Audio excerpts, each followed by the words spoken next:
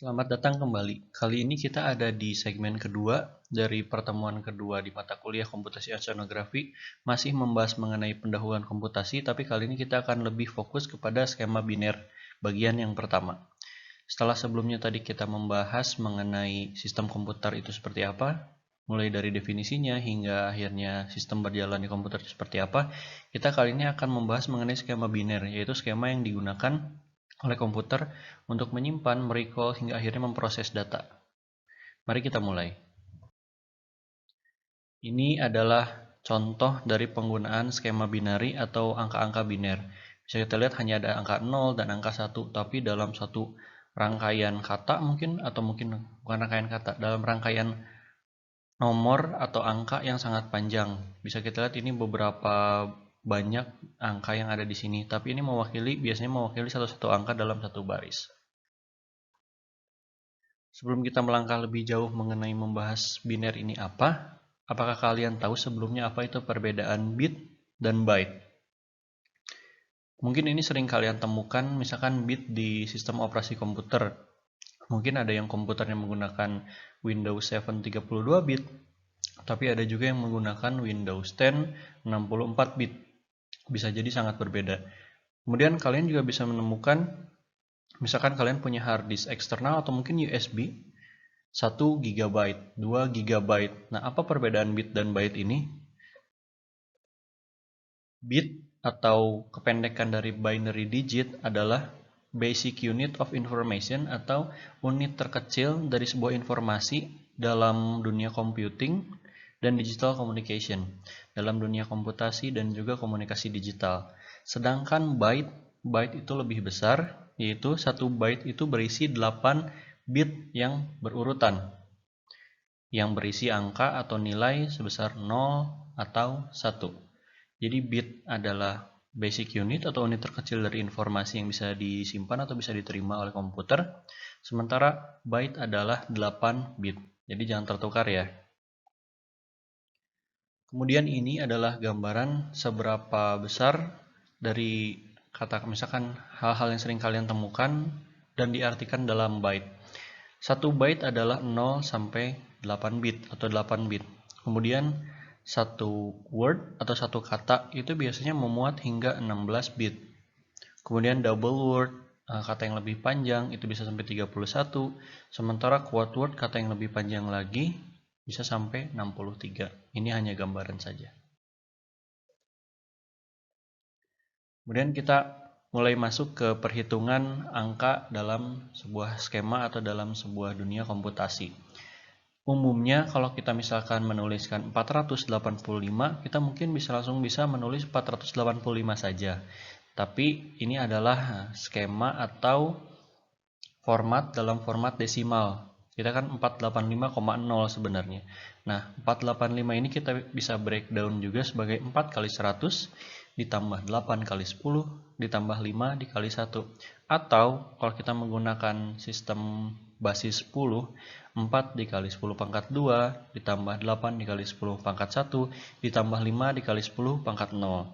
Nah, ternyata untuk menginput ini ke dalam komputer tidak semudah ini dan tidak seluas atau sefleksibel otak kita.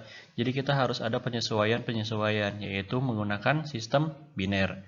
Biner ini biasanya menggunakan basis 2. Jadi misalkan kita punya angka biner 101.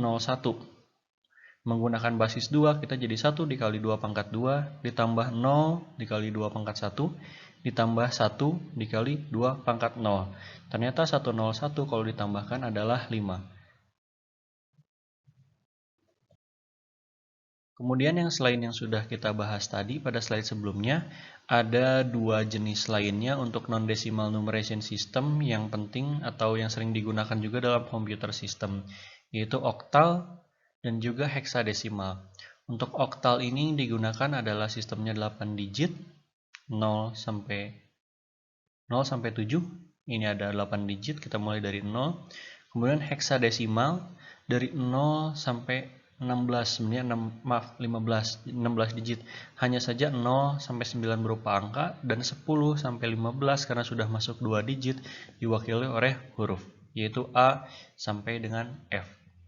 Kalau tadi kita menggunakan sistem perhitungan yang basis angkanya 2, sementara oktal ini basis angkanya 8. Jadi dia bisa mencapai angka yang jauh lebih besar, yaitu misalkan 1703 dalam biner berupa oktal, ini sama dengan 1 dikali 8 pangkat 3, ditambah 7 dikali 8 pangkat 2, tambah 0 dikali 8 pangkat 1, ditambah 3 dikali 8 pangkat 0.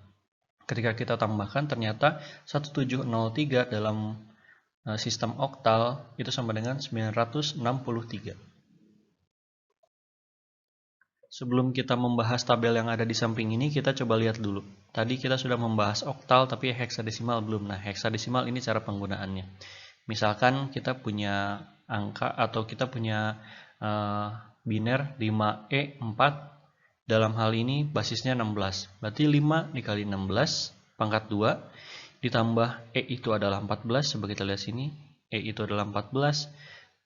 14 dikali 16 pangkat 1 ditambah 4 dikali 16 pangkat 0. Jadi decimal value-nya atau angkanya hasilnya adalah ini, 1508 untuk kata sependek ini. Nah, di kiri ini adalah tabel yang menggambarkan perbandingan antara desimal, kemudian biner, oktal, dan juga heksadesimal. Kita lihat untuk angka-angka yang sangat kecil, oktal dan heksadesimal masih belum berupa angka biner yang kita sering lihat. Tapi ini masih angka karena masih bisa mewakili. Nah, kemudian heksadesimal juga begitu. Tapi kita lihat bahwa di biner angka 8 saja sudah 4 digit, angka 16 sudah 5 digit. Nah, tapi ini ternyata untuk komputer memang tetap jauh lebih mudah daripada kita langsung menginput ini. Ketika kita akan menyertakan angka 58 dalam suatu perhitungan atau dalam suatu proses komputasi, nah, 58 itu dituliskan dalam biner seperti ini. 0, 0, 0, 0, 0, banyak sekali, akhirnya 1, 1, 1, 0, 1, 0. Ini kalau kalian coba hitung, ini ada 16, word size is 16, atau 16 bit.